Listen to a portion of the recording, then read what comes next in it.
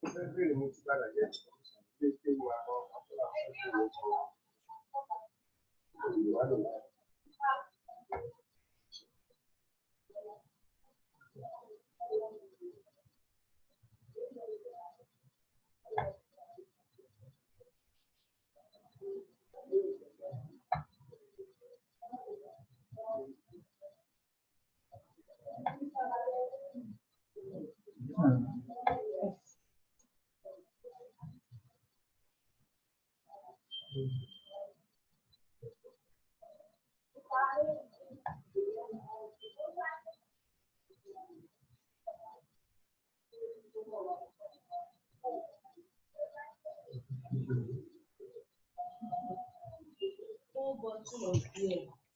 it make somebody wrong?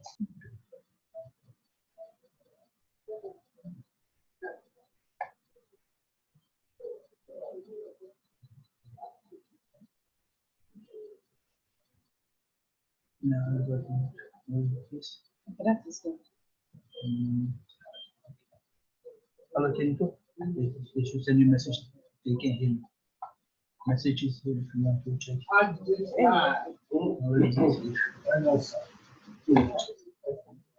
Hello, if they can hear you, they should write message. Hello, good morning. If you can hear me, just indicate by writing something on the chat box.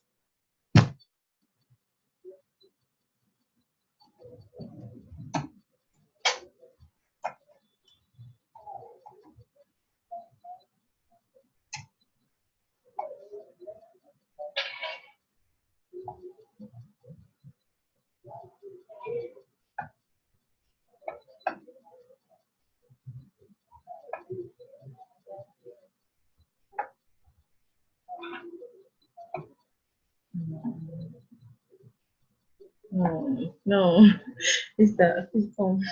I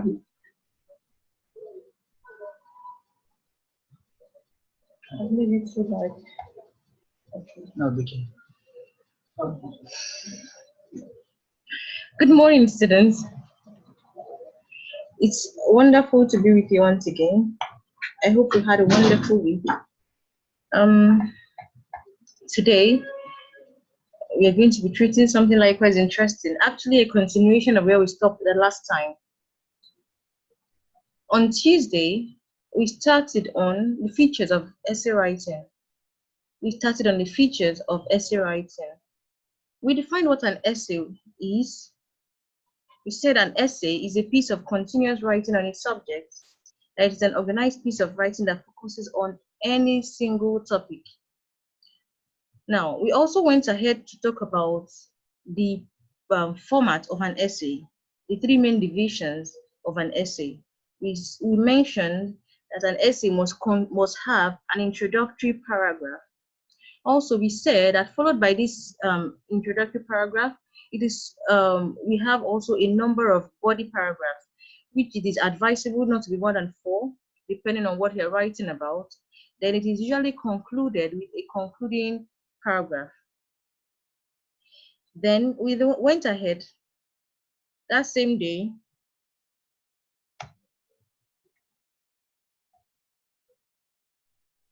to talk about the features. We also defined what a thesis statement is.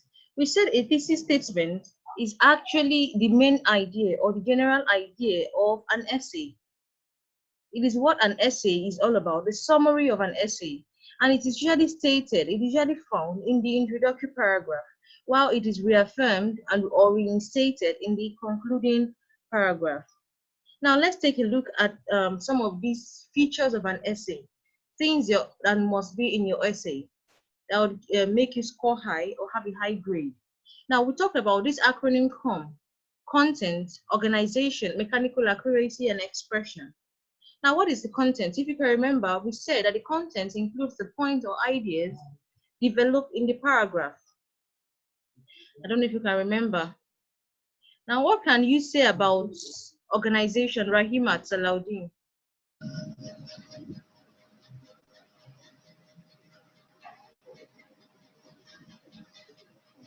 What can you remember about what the organization is about?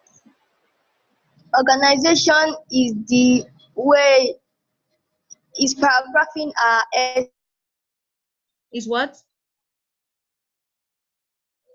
essay.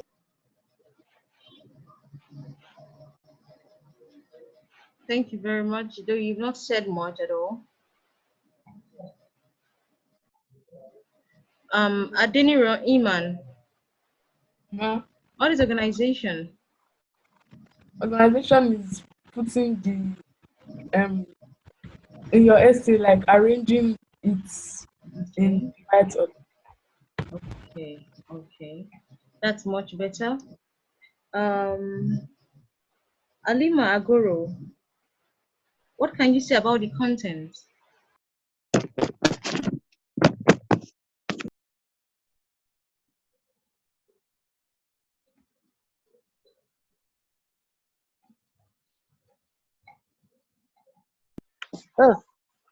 Ma, What can you say about the content?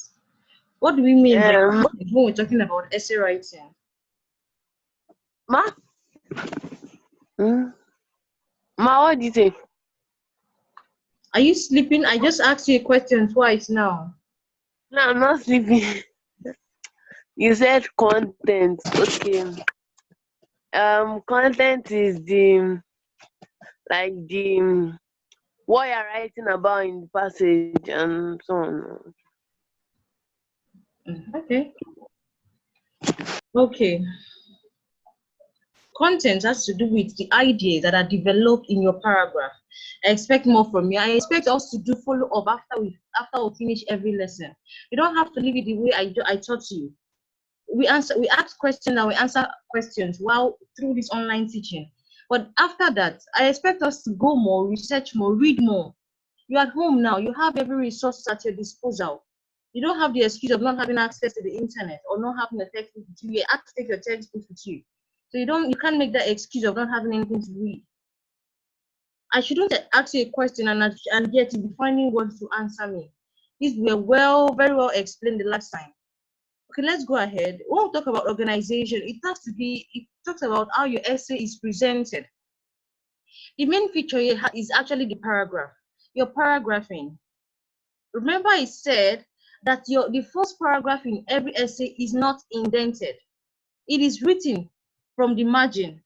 The other ones that follow are indented from the margin.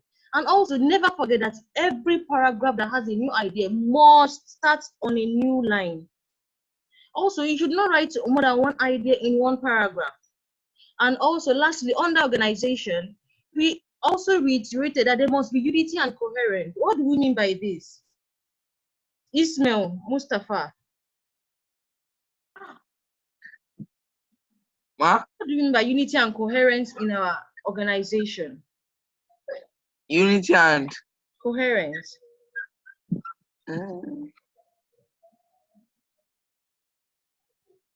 this is when this thing a sentence leads to another, explaining or referring to the other only idea in the paragraph. Well, you started on the very right note. Yes, like you said, each sentence must lead to another sentence explaining or referring to the only idea in the paragraph. There should be unity. They should relate to one another because all of the sentences in that paragraph are talking about one point, one idea. Mariam Suleiman,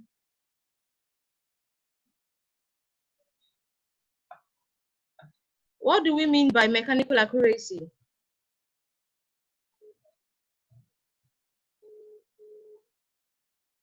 Mariam,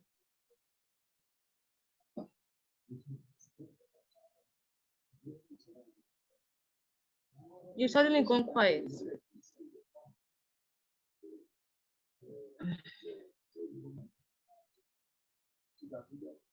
Okay, when we talk about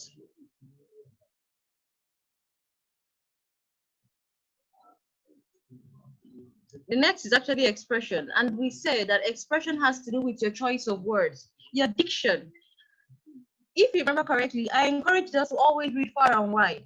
Why? When we are exposed to a lot of words, our vocabulary tends to improve. You are exposed to much words, which helps you when you want to explain, when you want to express yourself. Every idea must be expressed with words that explain it perfectly. Remember, expression is not the same as wordiness. You must be able to express yourself according to what you are saying in as few and much concise words as possible. Also, you should also watch the type of sentences you make. We should use variety of sentences. We should use simple sentences, complex sentences, compound sentences, all varieties. Why? To spice up our essay. Also, we should watch the type of grammar we use. We should watch everything. Now, let's finally go to mechanical accuracy. Here, we watch the type of handwriting, correct spelling, correct pronunciation, and punctuation rather, and correct use of capitalization. I explained this last time, and I hope we took note of it, because I hope you know that shortly we'll be writing essays. Yes, we'll be writing an essay for me. Okay, well,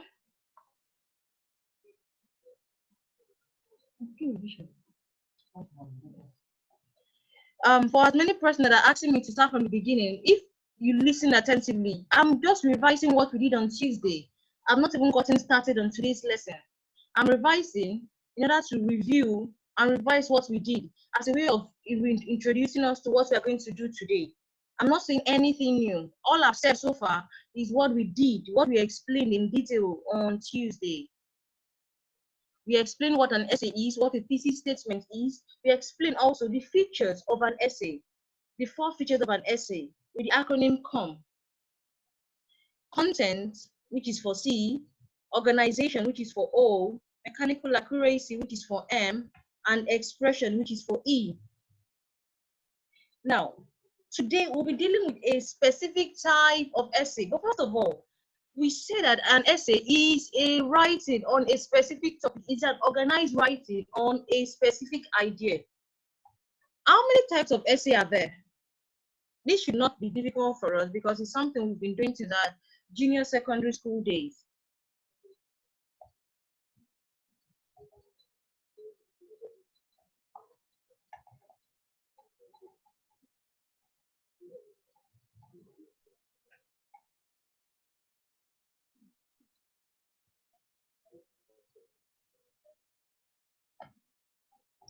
Ali Magoro, there are 5 types. Kauta said there are, okay, Abiba said there are 5 types.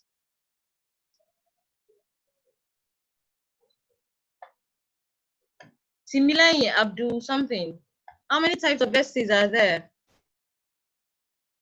There are 5. Huh? Pardon? There are 5. Okay, can you name them? There are 5. Argumentative essay. Good.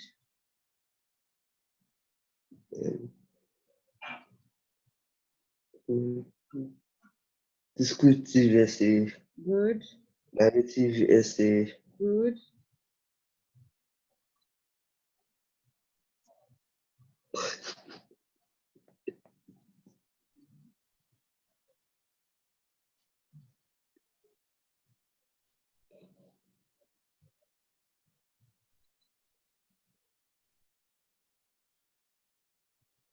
I'm listening to you, Semilain. You mentioned just 3, and you said there are 5.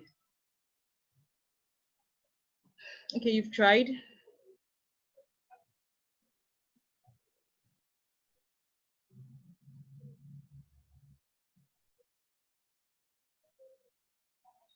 Brimo, how many types of essays are there?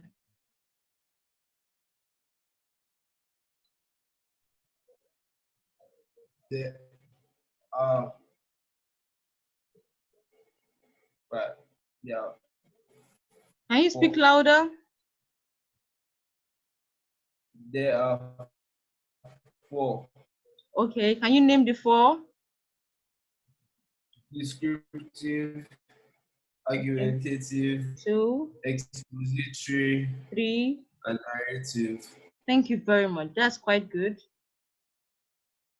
Sunny, do you agree with him? Do you think there are 5 or 4?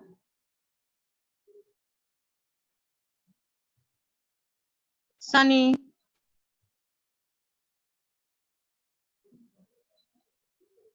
Ramasani. Okay. Well, some school of thought say that they are 5, while some others say they are 4. They can actually be 5 or even more than 5. But today we shall be focusing on 4 types of essays. We shall be looking at the 4 major types of essays. Well, of course, we use the word major because they can be more than 4. But we shall be focusing on 4 and describe and actually study one today. Today, we shall be talking about the argumentative essay. But before we go ahead of today, let us understand, let us have our lesson objectives. By the end of the lesson, you as a student should be able to define argumentative essay. You should be able to define argumentative essay. Also, you should be able to explain the features of debate. You should be able to explain the features of debate. And also, lastly, you should be able to write an argumentative essay well. You should be able to write an argumentative essay very well. When I mean very well, with adherence to all the rules of argumentative essay. Remember, all the rules include the features of essay that we just talked about a few minutes ago, the content, organization, mechanical accuracy, and expression. These features of essay, they are all related. In fact, they all apply to all the 4 types of essay that we shall discuss shortly. So let's talk about the 4 major types of essay that we have to study. The first one is narrative essay.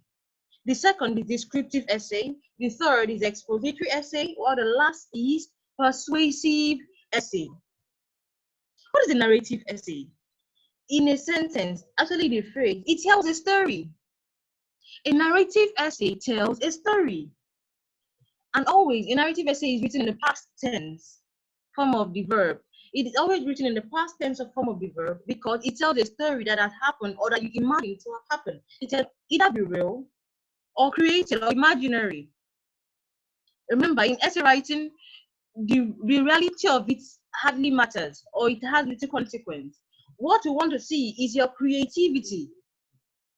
And for some person that we think, oh, you are telling like, oh, it's not it. We're actually trying to build, try to improve, try to polish your creativity. How well can you tell a story such a way that it seems so real to the reader or to the audience? Now we have the second one, descriptive essay. This puts a picture in your head. Why would it put a picture in your head? Because it makes use of a lot of adjectives. It describes. It tells you in detail. Remember, a narrative essay tells a story. It recounts an event that happened or either in reality or imaginary.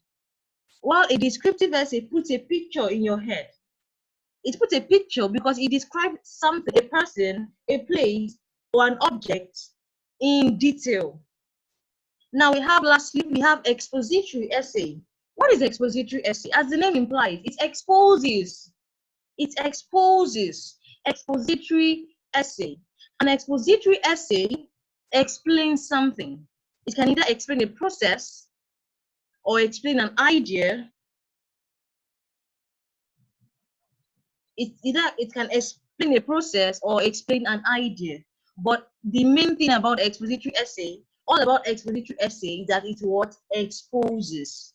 Now we have lastly the persuasive essay, which we can also call the argumentative essay. What is the persuasive essay? The persuasive essay wants the audience, wants the reader to agree. Under the persuasive essay, we have the argumentative or the debate. Now, this persuasive essay, under persuasive essay, you aim to convince, you aim to persuade, you aim to bring your reader to your own understanding so that they will agree with you that your stand or your point is better. Usually, there's usually a stand or stance. We'll talk about persuasion here. So, in under persuasive essay, you tend to look like a lawyer or talk like a lawyer because you want to draw your opponents or you want to convince your reader or your audience to join your stand. I'll take that again. Under the 4 types of essay, the 4 major types of essays, which are the narrative, the descriptive, the expository, and the narrative, descriptive, expository, and the persuasive. The narrative tells a story. It recounts an event, usually a memorable one. It can be positive, it can be negative. It tells a story and the tense usually in the past tense. A descriptive essay puts a picture in your head because it so describes that you cannot help but imagine whatever is being described. It can be a person, it can be a person, it can be an object, it can be a place. While an expository essay explains something, can explain a process, can explain an idea, while the persuasive essay wants the audience to agree, wants to bring the audience or the reader to agree with you, wants to convince. Now, today we shall be talking about the argumentative essay. The argumentative essay. An argumentative essay is a genre of writing that requires the student to investigate topic, collect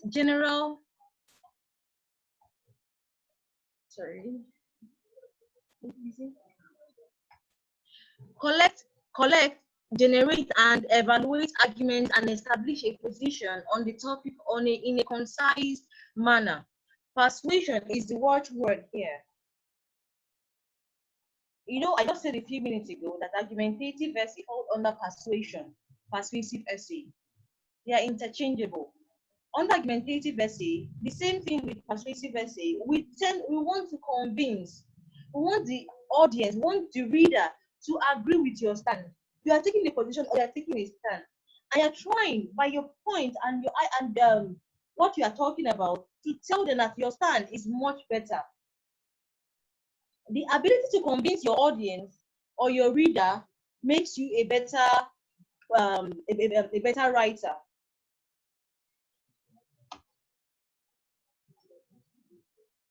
Any questions should be put in the chat so I can see them. Now, your choice of words should persuade the reader into believing in your point of view. Your reader is a skeptical judge who has the freedom to accept or refute your opinion, depending on the strength of your argument. Your reader is a skeptical judge who has the freedom to accept or refute your opinion, depending on the strength of your argument. Therefore, you must not leave any stone unturned in your bid to convince the reader. That means if you want to write on an argumentative essay, you should write in such a way as a lawyer would speak in a law court. All your choice of words, all your writing is with the intent of convincing, is with the intent of bringing into your own position, into your own point of view. You want your reader, you want your audience to agree with you. Now, in most cases, the choice of whether to propose or oppose is yours. Sometimes in WAEC examination, we are just given the topic. We are told to oppose or you are told to propose. It is your choice. While at other times, you are asked to assume a particular position. Sometimes we will be told to oppose. You are told to oppose or to take both sides. That means you are told to oppose and propose. Why? Sometimes you may ask why. You want to see your ability to create points on either position, so that you don't think, oh, this one is quite easy, I will go for this. This is quite easy to argue for, I will go for this. Knowing the basics of an argumentative essay will help you to be comfortable in any position you are asked to adopt. Know that even the most difficult case are won. That is why we have good lawyers. What will make you a good lawyer or a good orator tomorrow depends on how well you can see points, even in a very difficult situation. How well you can convince your reader or your audience in even giving a disagreeable topic. All it takes is for you to research, is for you to research and think. There are always a positive side, no matter how negative a topic is. If only you can think and research better on it. Now, what does it mean to propose or oppose? In the argumentative essay, there are two options, the proposition and the opposition. If you are on the proposition side, you'll be writing to support the position of the topic. That means you are writing for. On the other hand, a writer on the opposing right to oppose the topic. For example, you are given a topic, teachers are more important than doctors. If you are told to propose this topic, that means you are writing exactly what the topic I've said. You are proposing, you are supporting, you are saying, okay, yeah, that is true, that teachers are more important than doctors. But if you are told to oppose, or if you're on the opposing side, if you're on the opposition side, what are you going to do? You are going to oppose that statement and say, no, teachers are not more. You're going to oppose it by saying, by defending or saying ideas or points that makes your argument seems correct or right.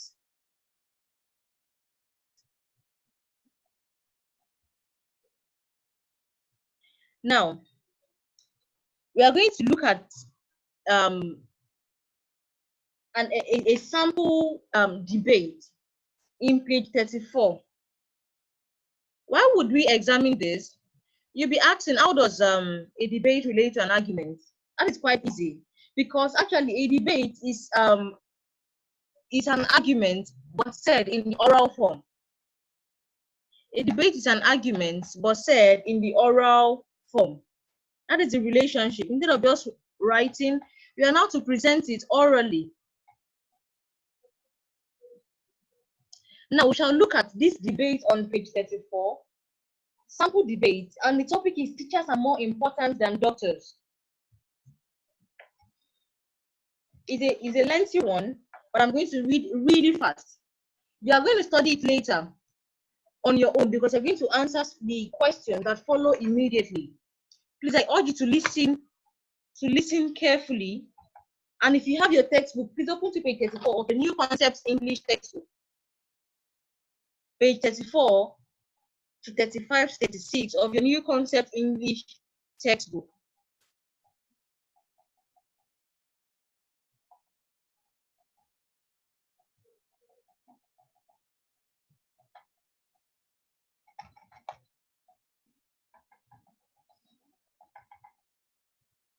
I hope you have done that.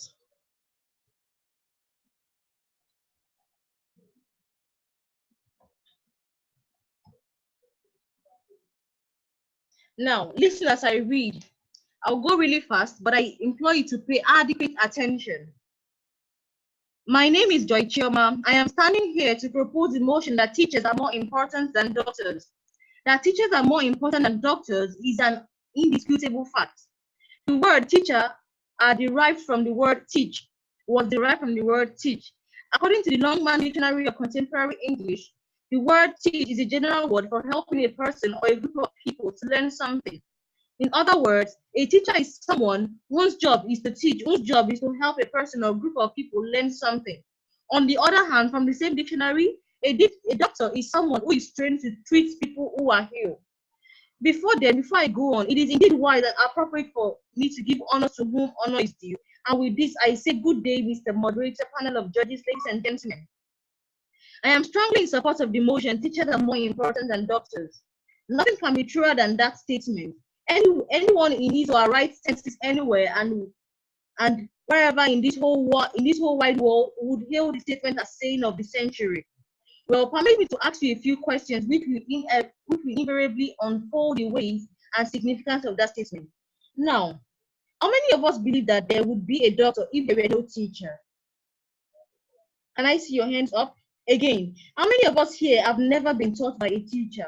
May I see your hands up? All right. How many of us believe that our potentials would blossom and yield fruit if we are not taught certain skills that will keep us thriving? Let me see your hands up once again. Now, let me tell you what you have just said.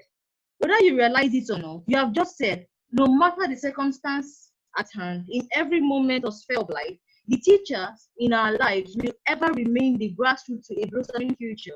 Because without them, you don't know how we would acquire the knowledge we need to soar highly. A country, a nation, or a school without a teacher is like a city without a builder. Of course, a doctor who never passed through a teacher's hand is a great danger to human life. I will expatiate on some critical facts about the benefits of teachers. First, with respect to the fundamental basis of our social growth, teachers give us words, images, and ideas from which we build our lives, showing us how much we can do on our own and how much we can do working with others, as well as how we build whatever we build. They help us to lay the foundation They help us to discover the potentials in us, exactly what we do best, so we can do it even much better. They make us aware, broaden our horizon to the very many careers in life. And this makes us decide at a very particular moment in our early lives that we want to be doctors, lawyers, politicians, or whatever else we can think of. Therefore, great careers are often traced back to the influence of teachers. The second fact is this: their ability to always guide and encourage can never ever be underestimated. When every little detail of what they taught us has been forgotten, the touch of their enthusiasm, encouragement, and kindness remain. They help us make something of our lives, however bad time comes. They let us explore, invent, create, question, and even explain with a hand ready to steady us. When we are struck and and that's what we are, and that's what we all as students here have been passing through, isn't it? And the third fact is this: teachers have this legacy of fairness, honesty, and perseverance. The organization of the 2011 teachers election is a proof of this fact. Teachers in the teaching profession, as a result of these legacies, were assigned to oversee the course of the election.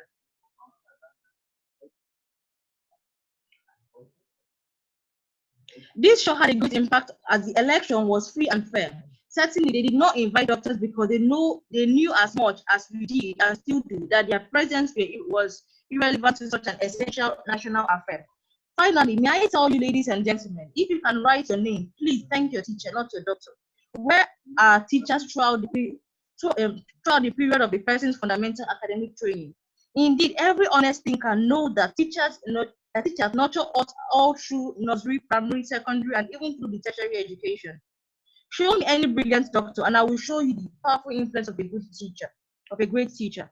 What better proof do we need to expatiate our point more than everybody, including doctors, appreciate the song that says, teachers are greater than doctors? No matter what you think, I will always thank my teachers. I have decided to thank God for teachers are greater than doctors. Please sing with me. Thank you very much for accepting that simple truth. That was quite interesting, wasn't it? Okay, so the long read, but an interesting one. Now, if you look at the questions underneath the passage on page 36, if you look at the questions, mention 3 questions the debater asked the audience. The teacher actually asked the audience 3 fundamental questions, and these questions are listed on page 35. The second question: how did he like a doctor that was not taught by a teacher? What question did this debater ask in the second to the last paragraph? I want to attempt these questions in the next 2 minutes.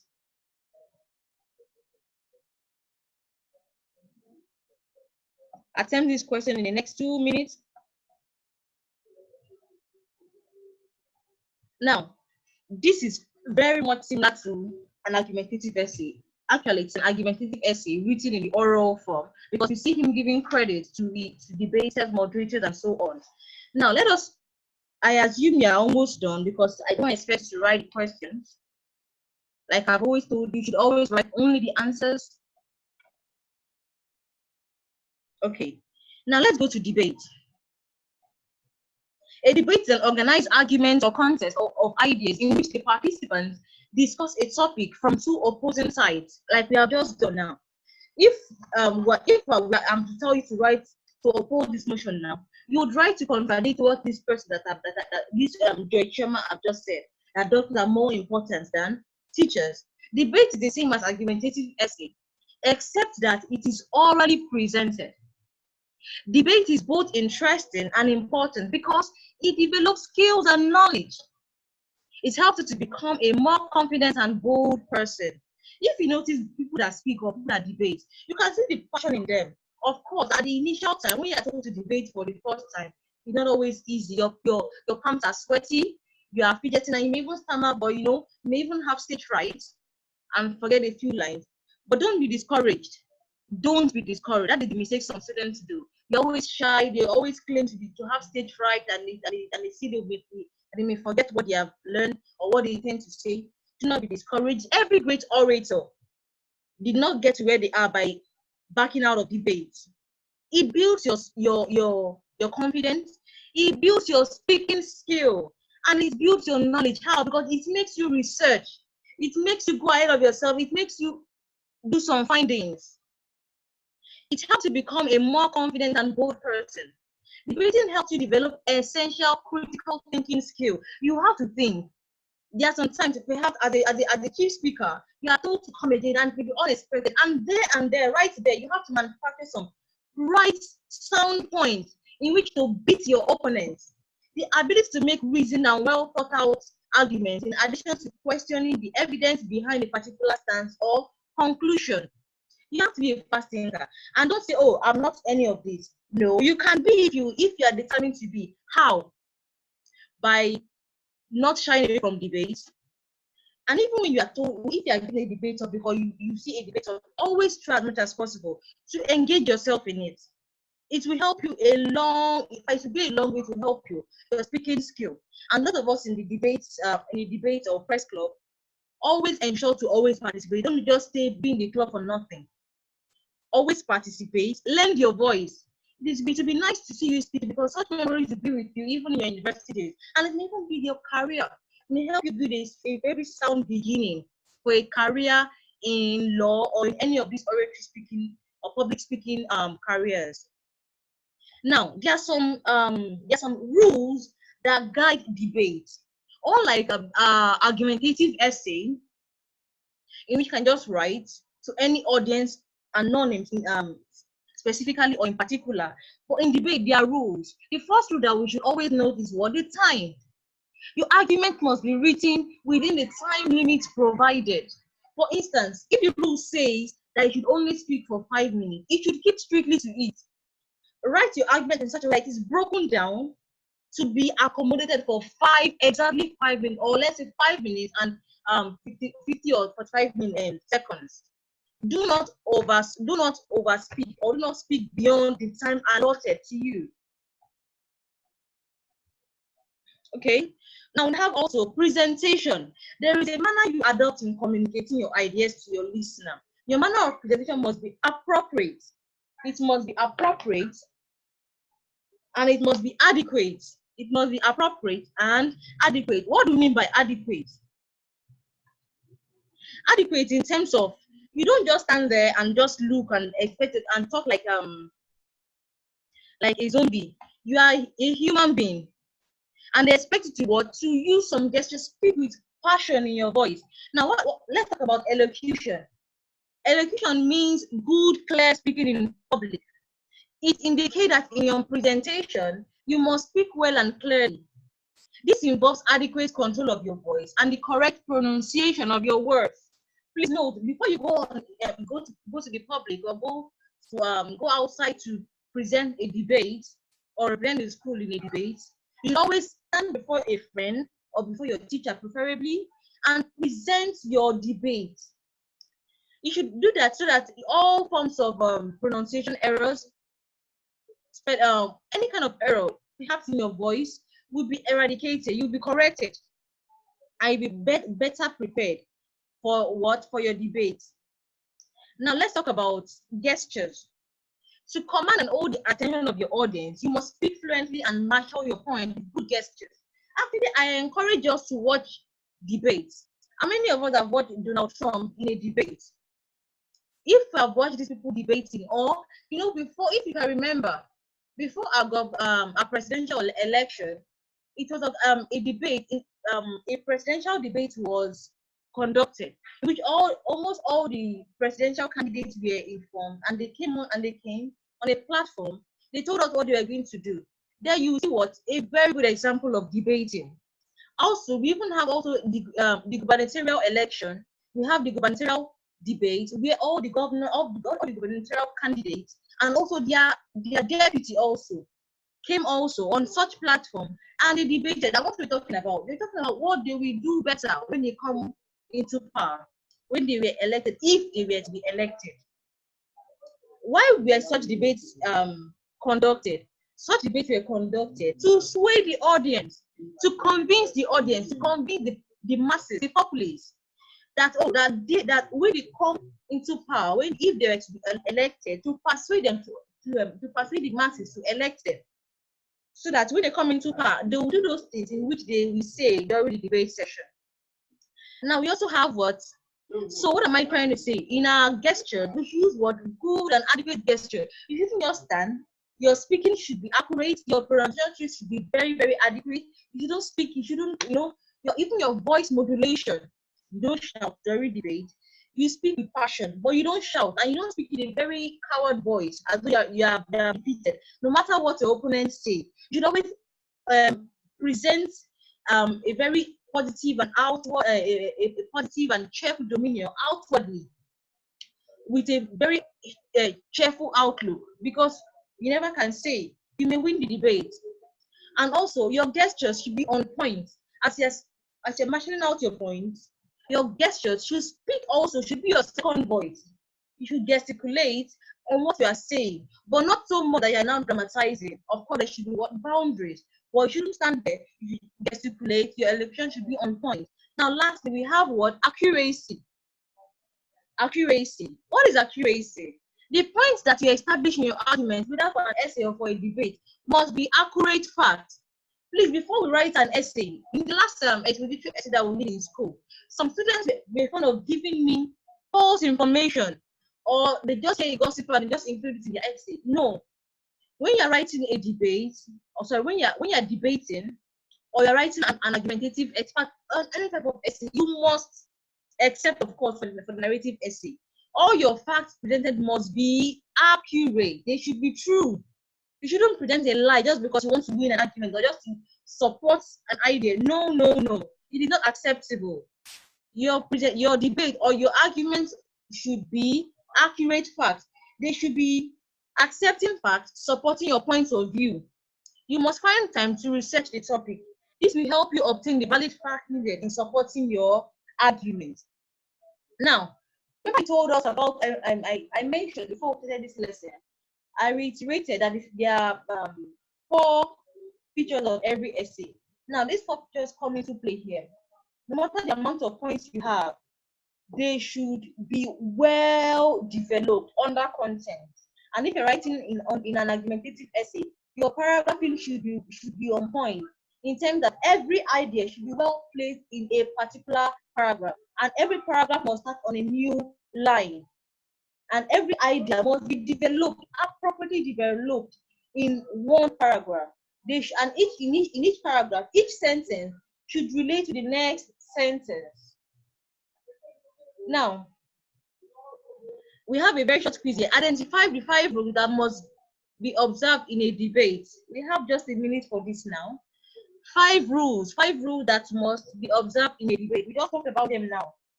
5 rules that must be observed in a debate. Add any 2 more that you consider necessary. Add any 2 rules that you think are necessary, but identify the 5 that we just talked about now. The 5 rules that must be observed in a debate.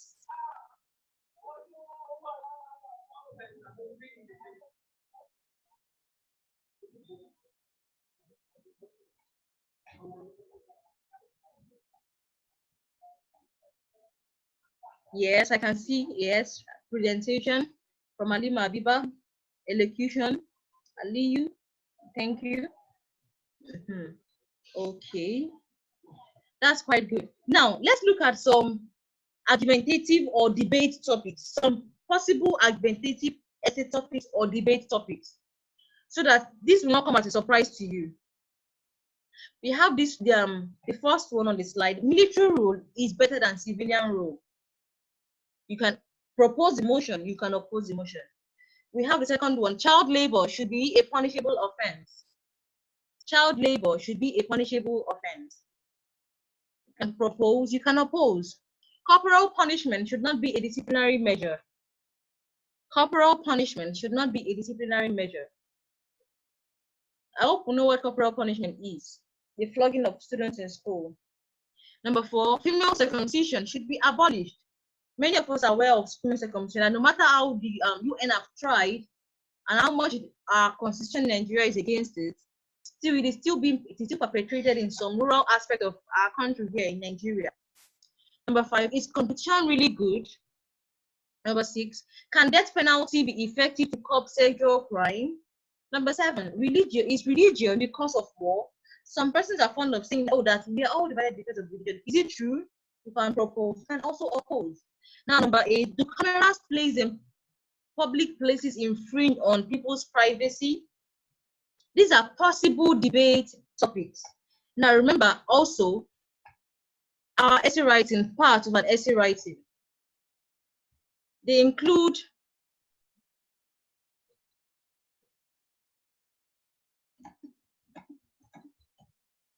the introduction, the general idea or outline of the topic, and we have the body also, which contains supporting paragraphs, and we have the conclusion. Now, for our assignment, because we don't have much time left, this is our assignment. Write an essay on this topic. Do cameras placed in public places infringe on people's privacy? Do cameras placed in public places infringe on people's privacy? All boys are to propose, while girls are to oppose. And not less than 400 words, to be typed but are not handwritten. Deadline for submission is on Monday, 11th of November 2019. This is the assignment. Please take it down. I really commend those that do the assignment promptly.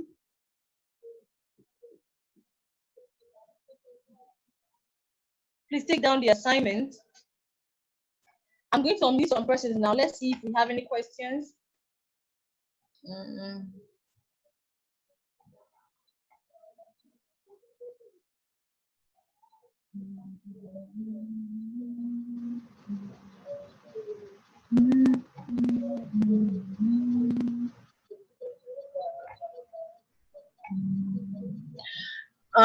If you have a question, please put up your hand. Banji, do you have any question? No, ma. Okay. Aliyu, any question? Aliyu. Sonny, any question? No, ma. Brimo, any question?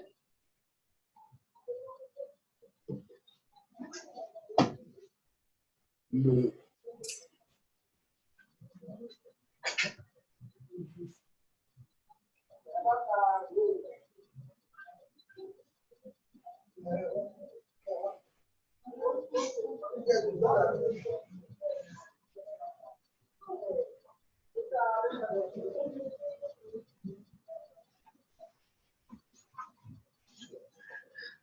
Mahmoud, do you have any question?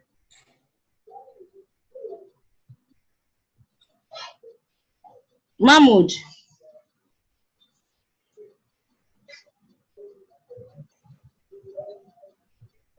I hope you have taken down the assignments.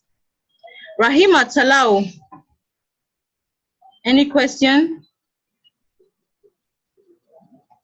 No, ma. Okay.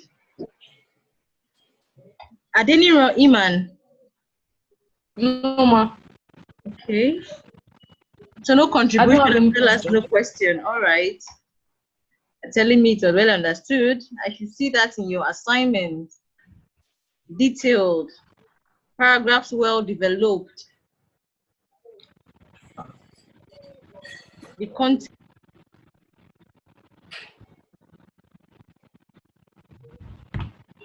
Okay. Ishmael Mustafa. Hey. Any question? Ma, are we supposed to do 1 or 2 Of what? of The this essay? assignment. No, Yes. look at the assignment there. That is what is displayed here. The assignment is just one. I just showed you possible essay, possible argumentative or debate topics, the possible ones. But look at the assignments here. Do cameras placed in public places infringe on people's privacy? I said all boys are to propose, while girls are to oppose. Do you understand now? Okay. So please Thank take you. it down. Yes, you're welcome.